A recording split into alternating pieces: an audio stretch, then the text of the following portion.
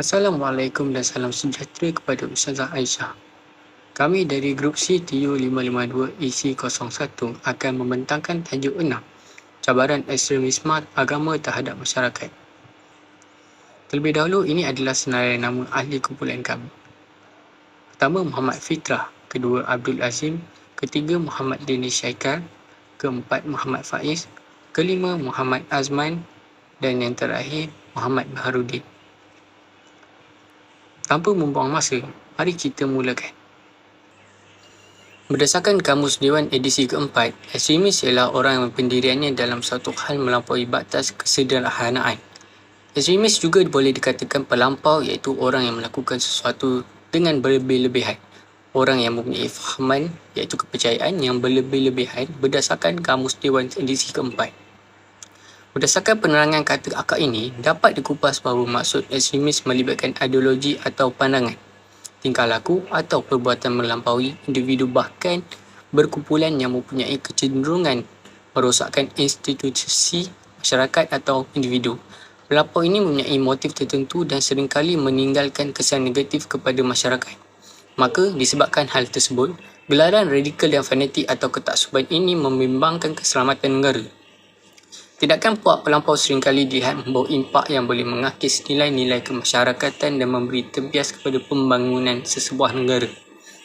Maksud dan istilah keganasan seringkali dirungkai pada situasi bergantung kepada peristiwa semasa kejadian itu berlaku dan boleh berlaku pada masa yang berasingan, saling kait dan berterusan.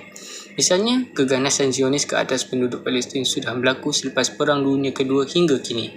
Ia menunjukkan keganasan yang terancang dan berterusan. Sebaliknya, konflik 13 Mei adalah kemuncak daripada rentetan peristiwa sejak zaman penjajahan Jepun yang kemudiannya berjaya diurus dengan baik selepas dasar ekonomi baru diperkenal untuk merapatkan jurang kelas sosial dan ekonomi.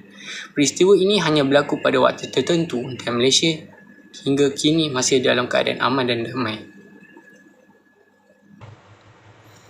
Ada beberapa konsep dan definisi terhadap kerangka konsep dengan mengukur beberapa perkara dalam maksud tahap elemen keganasan yang dimaksudkan. Konsep ini mempunyai persamaan, perbezaan dan maksud yang lebih kurang. Pertama, ekstrim atau pelampau. Secara lantang menentang aktif terhadap nilai-nilai asas termasuk demokrasi, peraturan, undang-undang, toleransi dan menghormati perbezaan kepercayaan. Kedua, teroris. Menggunakan tindakan dan pendekatan ganas untuk mencapai matlamat politik. Tindakan dan pendekatan ganas ini digunakan tanpa perlu sokongan rasmi atau pengesahan rasmi daripada mana-mana badan institusi.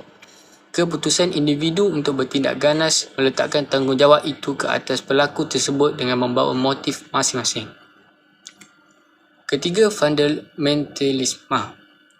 Ketaksuban terhadap kepercayaan agama yang dibawa berada pada suatu tahap tinggi sehingga menolak kewujudan kepercayaan agama lain dan berhasrat untuk melenyapkan kepercayaan agama lain yang dianggap menyesatkan manusia.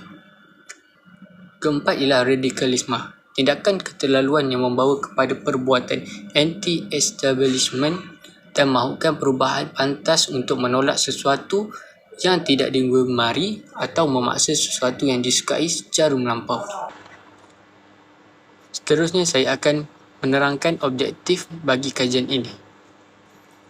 Pertama, kajian ini dilakukan untuk mempelajari dan menyelami perbahasan cabaran ekstremisme terhadap masyarakat di seluruh dunia serta mengetahui tokoh-tokoh ekstremisme. Kedua, kajian ini juga bertujuan untuk menyelidik dan mendalami kesan dan faktor-faktor ekstremisme agama kepada sebuah negara. Ketiga, selain itu, kajian ini adalah bertujuan untuk mengambil iktibar dan cara mencegah ekstremisme dalam masyarakat serta komuniti masyarakat. Assalamualaikum warahmatullahi wabarakatuh. Nama saya Abdul Azim dan saya akan bincang tentang satu kumpulan yang hangat pada isu semasa ekstremis agama yang digelar sebagai Daesh. Apa itu Daesh? Daesh adalah kumpulan pelampau agama yang telah menarik perhatian media dan orang ramai sejak beberapa tahun kebelakangan ini. Nama Daesh bermaksud seseorang yang memusnahkan atau memusnahkan sesuatu. Daesh telah mengejutkan dunia dengan rasuah, kemusnahan, keganasan, pembunuhan, penyembelihan dan pengeboman. Serangan mereka tidak terhad kepada orang muka Islam. tetapi juga kepada orang Islam yang berbeza pendapat dengan mereka. Asal-usul Daesh. Daesh adalah sekumpulan pemberontak yang bangkit menentang kerajaan Presiden Bashar al-Assad di Syria dan rejim Nouri al-Maliki di Iraq. Kedua-dua kerajaan yang dikuasai Syiah dilihat sebagai tidak adil dan menindas umat mereka yang berpegang teguh kepada ajaran Ahli Sunnah wal Jamaah. Tindakan memberontak itu menimbulkan kemarahan kepada pengikut Ahli Sunnah wal Jamaah di Syria dan Iraq yang hidup menderita. Penubuhan Daesh pada asalnya bertujuan untuk menentang pendudukan Amerika. Matlamat Daesh adalah untuk membentuk sebuah negara Islam dengan khalifah melalui perjuangan bersenjata. Mereka menganggap negara-negara Islam lain tidak mematuhi syariah Islam. Daesh menyeru semua umat Islam untuk berhijrah ke Syria dan Iraq bagi menjayakan penubuhan Daulah Islamiyah. Ideologi mereka berhasrat untuk berkembang di seluruh dunia. Kemudian saya akan terangkan tentang Daulah Islamiyah melalui peperangan. Kumpulan Daesh memperjuangkan ideologi penubuhan Daulah Islamiyah melalui peperangan. Mereka percaya bahawa jihad fi sabilillah menjadi tanggungjawab umat Islam selepas kejatuhan Andalusia. Mereka menolak konsep jihad sebenar berdasarkan Al-Quran dan Al-Sunnah. Mereka memperlekehkan raja-raja Islam yang tidak menegakkan undang-undang syariah, memberikan status murtad kepada umat Islam yang tidak mematuhi Rasulullah dan sahabat dan melakukan zina dan minum arak. Mereka memberikan tafsiran yang berbeza mengenai ayat-ayat Al-Quran yang berkaitan dengan jihad mengikut kefahaman mereka tentang akal dan keinginan sahaja. Kekuatan dan kemahiran ahli Daesh. Menurut Majlis Keselamatan Pertubuhan Bangsa-Bangsa Bersatu, lebih 15,000 anggota dari lebih 80 negara telah menyertai konflik di Syria dan Iraq. Jumlah kekuatan anggotanya ialah 31,500 orang yang terdiri daripada warga tempatan dan luar negara. Mereka dikatakan mempunyai kemahiran yang hebat seperti menggunakan pelbagai jenis senjata berat, sistem peluru berpandu mudah alih, memiliki kereta kebal dan kenderaan berperisai dan banyak lagi. Baiklah, untuk ciri-ciri ekstremis. Al-Khadrawi menyifatkan bahawa kelompok-kelompok ekstrem mempunyai beberapa ciri tertentu, seperti fanatik terhadap satu-satu pandangan. Ini mengakibatkan mereka mudah menolak dan tidak bertolak ansur dalam menerima pandangan orang lain. Ini kerana mereka merasakan pandangan mereka yang paling benar. Kemudian, mereka juga suka memaksa orang lain untuk menerima dan mengikut pendapat mereka, memandangkan mereka sukar untuk menerima pandangan orang lain. Maka mereka juga suka berprasangka buruk dan prejudis terhadap orang lain, sehingga mudah mengkafirkan orang Islam yang dirasakan tidak berada dalam landasan yang mereka ikuti. Selain itu, ciri-ciri ekstremis berikutnya lebih cenderung kepada kerumitan, iaitu seperti yang pertama, suka melaksanakan sesuatu perkara dalam keadaan yang sangat susah. Yang kedua, mempamerkan karakteristik yang keras dan mempunyai sikap kasar terhadap orang lain. Yang ketiga, mengambil idea politik yang melampaui batas tanpa menghiraukan kesan buruk terhadap orang lain. Yang keempat, sikap ketidakpedulian untuk hidup. Yang kelima, tidak mementingkan hal-hal kebebasan dan hak asasi orang lain. Dan yang terakhir, tidak realistik dalam tindakan. Seterusnya, faktor-faktor berlakunya ekstremisme. Antara faktor berlakunya ekstremisme ialah kedangkalan seseorang dalam ilmu agama. Ini merupakan salah satu faktor utama berlakunya ekstremisme dalam agama itu sendiri. Hal ini kerana mereka yang kedangkalan dalam ilmu agama akan menimbulkan banyak provokasi dan menentang orang-orang alim disebabkan mereka seringkali menyangka diri mereka sahaja yang benar. Apabila berlakunya penentangan dan provokasi ini akan membuatkan masyarakat bukan Islam akan memandang agama Islam sendiri sebagai agama pengganas. Sebagai contoh, pada masa kini, gerakan politik Islam seperti ISIS yang bertindak ganas dengan memperjuangkan taraf politik dan agama mereka secara politik bertentangan dengan ajaran Islam, di mana dalam Islam kita diajar untuk tidak perlu bertindak agresif jikalau pihak musuh tidak mengganggu agama kita. Maka dari situ tercetuslah Islamofobia, di mana mereka yang bukan Islam akan menggunakan poin kekerasan ini sebagai asbab mereka tidak menerima dan menentang agama Islam. Selain itu, faktor berlakunya ekstremisme agama adalah kerana taksub dan fanatik yang melampau terhadap sesuatu perkara. Sikap taksub dan fanatik ini bukan sahaja akan menimbulkan ekstremisme dalam agama, akan tetapi sikap ini juga boleh menimbulkan ekstremis dalam bidang lain juga. Terdapat banyak contoh bahayanya sikap ini yang boleh mendorong manusia ke arah ekstremisme. Antara contohnya, kes kematian yang melibatkan arwah Muhammad, adik Muhammad Kasim, seorang anggota bomba yang terlibat dalam menyertai misi menenangkan pergaduhan antara dua kumpulan berhubung isu pemindahan tapak kuil Sri Maha Mariamman. Disebabkan sikap fanatik mereka sanggup melakukan hal ekstremisme seperti membunuh sesama sendiri, melakukan kerosakan harta benda awam dan banyak lagi. Ini menjadi sebab turunnya beberapa dalil dalam mengharamkan ketaksuban dalam sesuatu perkara. Antara dalilnya ialah ayat Al-Quran surah Al-Ma'idah ayat 77 yang bermaksud, "Katakanlah wahai ahli kitab, janganlah kamu melampau dalam agama kamu secara tidak benar, dan janganlah kamu menurut hawa nafsu suatu kaum yang telah sesat sebelum ini dan telah menyesatkan banyak manusia. Dan juga sekarang mereka telah tersesat jauh dari jalan yang benar." Selain itu, menurut riwayat Ibnul Hibban, Rasulullah SAW juga bersabda, bermaksud, "Awasilah kamu dalam melampau dalam beragama, kerana binasanya orang-orang sebelum kamu adalah disebabkan sikap hulu mereka dalam beragama." Juga, faktor lain yang boleh mendorong dalam ekstremisme agama ialah tersalah memilih rakan taulan ataupun kumpulan yang menjadi ikutannya. Rakan taulan merupakan satu aspek penting yang akan mendorong seseorang manusia. Jika seseorang itu mempunyai ramai rakan yang baik, maka orang itu akan menjadi seseorang yang baik. Sebaliknya, orang itu akan menjadi seseorang yang zalim. Pemilihan rakan ini telah diajarkan sejak dari zaman-zaman Nabi sebelum ini lagi. Ini kerana kebanyakan orang terpengaruh oleh sahabat mereka yang memburukkan para Nabi. Disebabkan pengaruh itu, mereka turut serta dalam memburukkan dan menentang para Nabi. Sebagai contohnya, kisah Uqbah bin Abi Mu'aiz. Beliau merupakan sahabat baik Nabi ketika waktu kecil mereka. Akan tetapi, apabila Nabi diangkat menjadi Rasul, beliau berpaling daripada Nabi akibat terikut dengan rakannya iaitu Abu Jahal. Jadi, dari kisah ini dapat dilihat bahawa rakan boleh menjadi asbab yang mendorong seseorang manusia ke arah ekstremisme.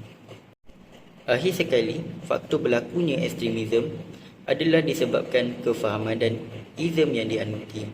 Kefahaman yang salah akan mempengaruhi cara pandang yang salah, yang akan menyebabkan membawa kepada sifat ingin menyesatkan, mengkafirkan dan melabelkan seseorang dengan pelbagai tomahan seperti kufur, sesat, fasik, bid'ah dan khurafat, sedangkan mereka bukan termasuk dalam golongan-golongan tersebut. Bismillahirrahmanirrahim. Assalamualaikum semua. Bersyukur kita kehadrat ilahi kerana dapat bersama pada hari ini untuk meneruskan pembincangan ini. Baiklah, nama saya Muhammad Azman Asfar dan saya akan meneruskan pembincangan kita yang seterusnya, iaitu kesan-kesan ekstremis agama pada masyarakat. Jadi, kenapa ekstremis agama ini boleh memberi kesan kepada masyarakat dan apakah kesannya? Kehadiran ekstremis agama di tengah-tengah masyarakat tidak dapat diabaikan. Keberadaan gerakan-gerakan radikal tersebut dapat menimbulkan pelbagai impak negatif dalam kehidupan bermasyarakat.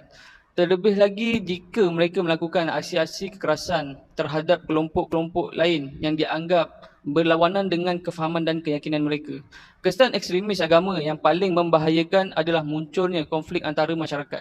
Gerakan-gerakan ekstremis ini seringkali tidak lepas dari aksi kekerasan dan tindakan yang bahaya terhadap kelompok lain yang dianggap memusuhi keyakinan mereka. Hal ini juga merugikan pihak yang menjadi sasaran, juga dapat merosak taraf sosial masyarakat. Konflik seperti ini dapat mengakibatkan hilangnya rasa toleransi, saling menghormati serta kerjasama antara masyarakat. Selain itu, aksi-aksi kekerasan yang dilakukan oleh puak-puak ekstremis agama juga dapat menimbulkan ketakutan dan rasa tidak nyaman bagi masyarakat yang seharusnya hidup damai. Keadaan seperti ini memberikan tekanan psikologi dan memicu berbagai reaksi sosial negatif seperti pengusiran ataupun imigrasi secara besar-besaran. Pola fikiran yang telah dibangunkan oleh kelompok-kelompok ekstremis juga boleh menghasilkan kesan-kesan yang amat buruk kepada masyarakat.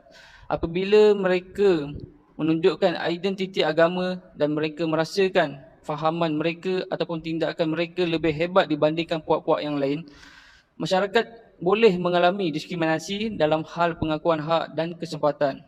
Hal ini akan sulit diatasi kerana kelompok ekstremis ini cenderung menghalangi dialog dan persetujuan. Apabila wujudnya ekstremis agama ini, ia akan menyebabkan kacau bilau antara keharmonian agama-agama yang ada di sebuah negara. Ini boleh mengakibatkan kesan yang buruk kepada sosial, ekonomi dan juga politik. Contohnya, kita boleh melihat di negara India di mana puak ekstremis yang beragama Hindu. Seterusnya, kita boleh lihat di China iaitu ekstremis kerajaan China yang telah menindas etnik Uyghur Muslim di China. Seterusnya, kita boleh melihat gerakan Kristian yang berada di Slovakia yang menggunakan ideologi ekstremis untuk menggugat masyarakat Islam di sana. Seterusnya, yang tak asing iaitu Palestin di mana puak ekstremis Israel yang telah lama menyerang Palestin untuk merampas hak-hak dan menindas mereka dengan menggunakan apa sahaja cara. Tak lupa juga satu pertubuhan iaitu ISIS, Islamic State of Iraq and Sham, yang di mana kita telah pernah digemparkan dengan aktiviti-aktiviti ISIS ini di Malaysia sehingga ada beberapa rakyat Malaysia yang sanggup mengikuti mereka.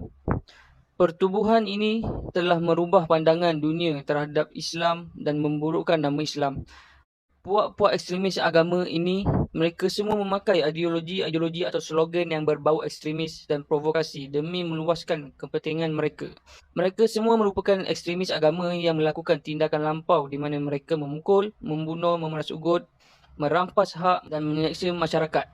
Tidak kira umur, lelaki atau wanita, kanak-kanak atau orang dewasa, mereka membantai semuanya tanpa rasa belas ihsan sedikit pun dalam diri mereka sebagai seorang manusia yang mempunyai nilai dan akal yang telah dianugerahkan oleh Tuhan. Bayangkan, kanak-kanak yang seharusnya hidup dengan penuh keseronokan bertukar menjadi ketakutan. Inilah antara kesan-kesan penindasan ataupun puak ekstremis yang melakukan tindakan mereka terhadap sesuatu masyarakat. Secara umumnya, impak daripada ekstremis agama terhadap masyarakat sangatlah merugikan. Konflik antara masyarakat, rasa tidak aman dan juga diskriminasi antara kerosakan sosial adalah beberapa impak negatif yang harus kita banteras dengan tegas. Assalamualaikum warahmatullahi wabarakatuh. Seterusnya saya akan menerangkan mengenai cabaran masyarakat terhadap ekstremisme agama.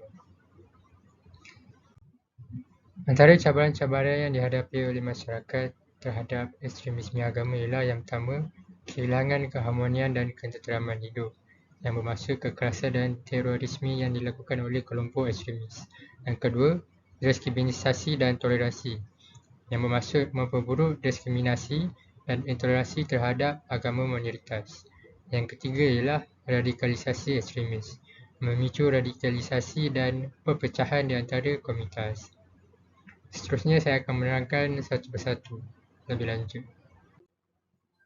Yang pertama ialah kehilangan keharmonian dan ketenteraman hidup yang bermaksud masyarakat akan sentiasa berada dalam keadaan ketakutan. Mereka berada dalam keadaan ketakutan kerana kelompok-kelompok ekstremisme agama seringkali menggunakan kekerasan dan terorisme sebagai alat untuk memperjuangkan tujuan mereka. Sebab itulah mereka berada dalam ketakutan dan hilang keamanan hidup. Mereka juga mengancam keamanan dan stabilitas masyarakat serta menimbulkan trauma dan kerugian kerana kehilangan nyawa anggota keluarga ataupun kehilangan harta benda. Seterusnya, diskriminasi dan intoleransi. Maksudnya ialah memperburuk diskriminasi dan intoleransi terhadap kelompok agama minoritas atau yang dianggap sesat. Agama minoritas ini akan dianggap sesat kerana rakyat dan penganutnya sikit. Oleh itu, akan menghasilkan ketidakadilan sosial dan merosak harmoni antara kelompok agama. Bermakna agama-agama akan bergaduh dan berbalah antara satu sama lain. Penganut agama lain akan menganggap agama Islam memperbezakan layanan jika berlainan bahasa dan agama kerana mereka menganggap Islam adalah agama yang salah. Itu adalah sebagai contoh yang boleh kita ambil untuk menerangkan diskriminasi dan intoleransi. Yang ketiga ialah radikalisasi ekstremis. Radikalisasi ekstremis ni ialah ekstremis agama dapat memicu radikalisasi dan pembesaran di antara komunitas. Yang bermaksud, ukhuwah yang telah dibina akan runtuh dan pecah yang akan mengakibatkan agama Islam menjadi lemah. Itu adalah sebagai contoh yang boleh kita ambil untuk memahami radikalisasi ekstremis. Radikalisasi dapat menyebabkan juga masyarakat terpecah dan mengancam stabilitas sosial. Seterusnya saya akan menerangkan cara-cara mengatasi ekstremisme terhadap masyarakat pada masa kini. Yang pertama ialah masyarakat boleh menambah ilmu pengetahuan dan memahami agama antara semua agama. Dia akan melahirkan masyarakat yang majmuk dengan berlandaskan syariat Islam. Yang kedua ialah kerajaan haruslah membuat denda dan promosi mengenai nilai moderat dalam agama. Ini boleh membuatkan masyarakat ekstremisme ini akan berasa takut kerana tindakan yang dilakukan oleh kerajaan. Seterusnya, untuk mencegah, masyarakat boleh membuat satu kempen mempromosi toleransi untuk memahamikan bahawa setiap individu memiliki hak untuk mempraktikkan agama mereka. Seterusnya, masyarakat berpengetahuan dan memahami agama. Ini bermaksud pendidikan dan pemahaman antara agama merupakan hal yang sangat penting dalam mengatasi ekstremisme agama.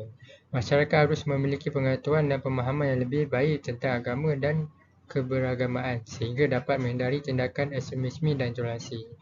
Ia juga dapat melahirkan masyarakat yang majmuk dan berlandaskan syariat Islam. Seterusnya, kerajaan denda dan promosi nilai moderat dalam agama. Kerajaan harus memberikan pendidikan yang benar dan mempromosi nilai-nilai moderat dalam agama. Mendenda atau memberi tindakan yang keras kepada golongan ekstremis agama supaya mereka takut untuk melakukan tindakan ekstremis mereka. Kelompok tersebut akan takut untuk bergerak dan memperluas lagi cara dan pegangan mereka yang dapat merobek keharmonian masyarakat. Seterusnya, masyarakat perlu membuat satu kempen untuk mempromosikan toleransi. Kempen mempromosikan toleransi ini dapat meningkatkan lagi pegangan antara setiap masyarakat yang boleh membuatkan mereka mengetahui bahawa ekstremisme ini tidak sihat untuk kesihatan dan masyarakat. Setiap individu memiliki hak untuk mempraktikkan agama mereka dan walau berbeza dalam keyakinan atau pegangan tidak perlu menimbulkan ketegangan dan konflik.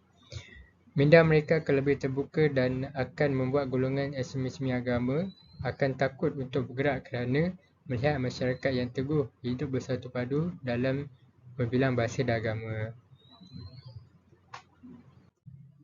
Sekian, terima kasih daripada saya. Saya ingin memohon maaf jika pembintangan banyak kekurangan kerana yang sempurna itu mungkin saat kita bersama. Seterusnya, pembintangan akan disambung oleh ahli kumpulan lain. Sekian, terima kasih. Assalamualaikum warahmatullahi wabarakatuh. Nama saya Muhammad Faiz bin Razak. Jadi saya akan menerangkan tentang tokoh-tokoh yang menentang ekstremisme terhadap negara. Berikut adalah tokoh-tokoh yang menentang ekstremisme terhadap agama, yang menentang keganasan dan mengajarkan nilai-nilai perdamaian serta toleransi dalam beragama. Nabi Muhammad SAW, Imam Bukhari, Jalaluddin Rumi, Imam Faisal Abdul Rauf, Tariq Ramadan, Malala Yousafzai. Nabi Muhammad adalah salah satu contoh utama dari kebaikan dan toleransi dalam Islam. Selama hidupnya, beliau mempromosikan perdamaian, persatuan dan penghormatan terhadap semua agama. Terdapat banyak cabaran dan tantangan yang beliau hadapi dalam menyampaikan dakwah. tetapi dilalui beliau dengan penuh kesabaran dan istiqamah. Seterusnya, Imam Bukhari adalah seorang ulama dan hadisah yang sangat dihormati dalam Islam.